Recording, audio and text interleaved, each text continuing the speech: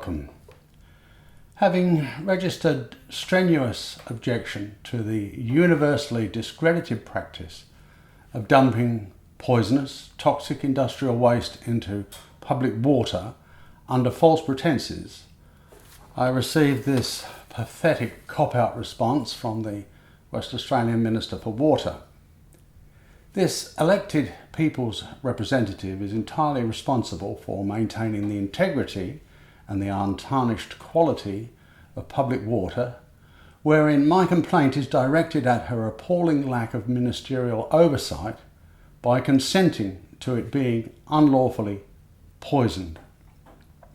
Handballing the complaint to the Minister for Health, the same person responsible for the inhumane suppression of natural cancer cures, is professionally negligent, but not altogether unexpected, being typical of glove puppet shills answering to a criminal cabal and not to the people. Having to deal with corrupt politicians provokes a level of revulsion experienced when biting into an apple and discovering the core writhing with maggots.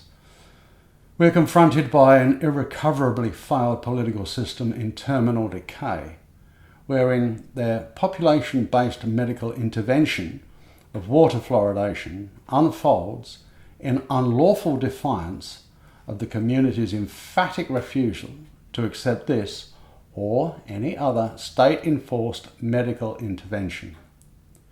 This unconditional refusal is a non-negotiable direction from we the people, refusing a demonstrably harmful and internationally outlawed forced medical intervention.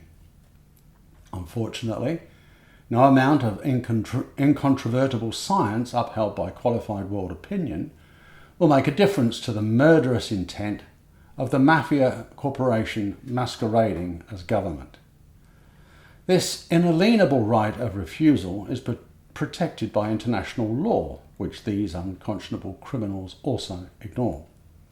Again ignored is the statute law, misused and abused as a pretext for their crime wave, is entirely dependent upon the consent of the governed.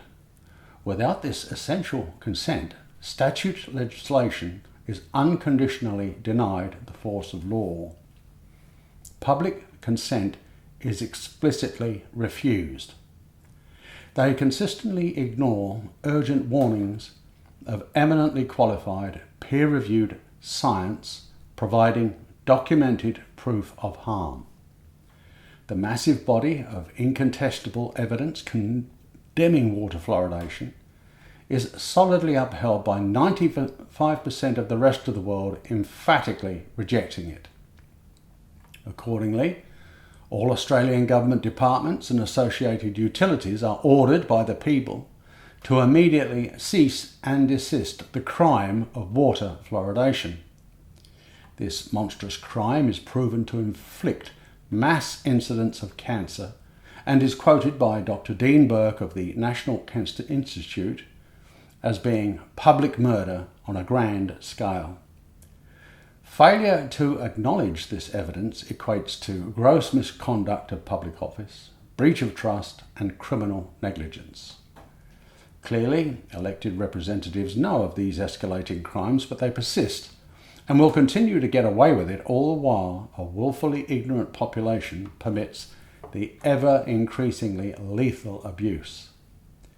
Government crime has gotten so in your face so as to be incontrovertible, but still large sections of the public seek refuge through the moral vacuum and intellectual cowardice of denial.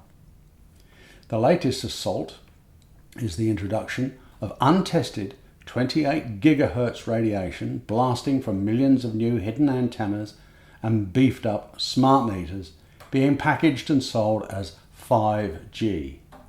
It's another vicious crime against humanity happening in callous disregard of studies confirming cellular radiation inflicts mass cancer. A tipping point against this institutionalized malevolence is fast approaching, but is forever delayed by those too gutless to accept the harsh reality that government is evil beyond description. Efforts to expose the systemic malice are routinely greeted with derision and ridicule. And this will remain until the willfully blind have their heads jerked out of the sand by personal experience of establishment crime.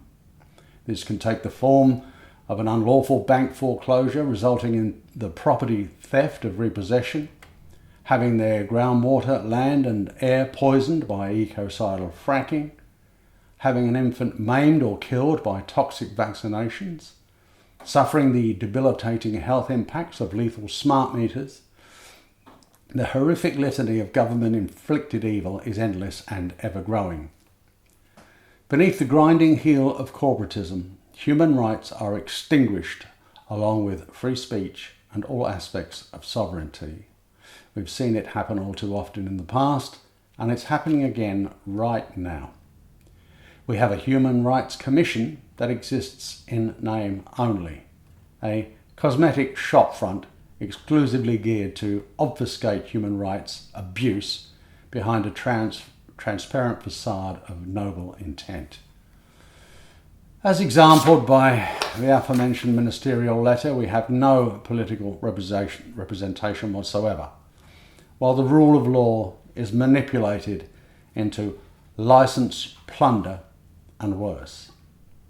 All of this will progressively intensify until everyone takes a determined stand against it. I recommend not waiting until they give you cancer to realise how devastatingly true this actually is.